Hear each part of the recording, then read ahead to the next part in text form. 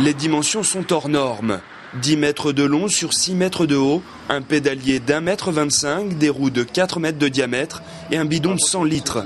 Cette idée de vélo géant, c'est lui qui l'a eue une nuit alors qu'il avait du mal à trouver le sommeil. Honnêtement, je n'ai pas eu conscience de la grandeur du projet.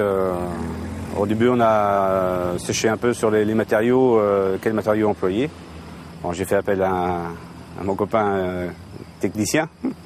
Et pour concevoir le cadre, le guidon, le tube de selle, il a fallu être imaginatif. L'ensemble du squelette du vélo est réalisé avec des tubes de ventilation que les deux compères ont bien sûr adaptés à leur projet démesuré. On a fait une version 3D pour voir ce que ça allait donner. Et il s'est avéré que les premiers matériaux qu'on voulait utiliser n'étaient pas compatibles avec l'ampleur du système. Aujourd'hui, le vélo ne passe pas inaperçu. C'est une fierté pour Luc, pour Patrick, pour le Vélo Club Essartais dont il fait partie, mais aussi pour la commune qui doit accueillir l'étape reine de cette 98e édition, le contre-la-montre par équipe.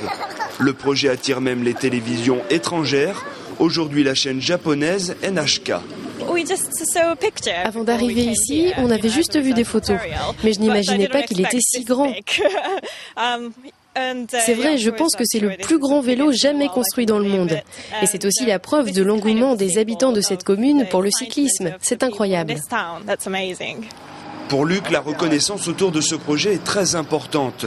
Ce challenge, c'est une vraie motivation dans son combat contre la maladie de Parkinson dont il est atteint.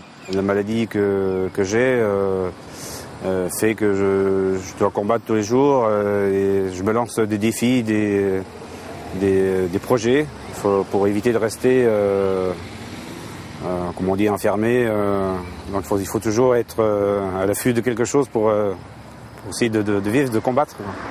L'ultime récompense aurait été la parution de son vélo dans le livre des records.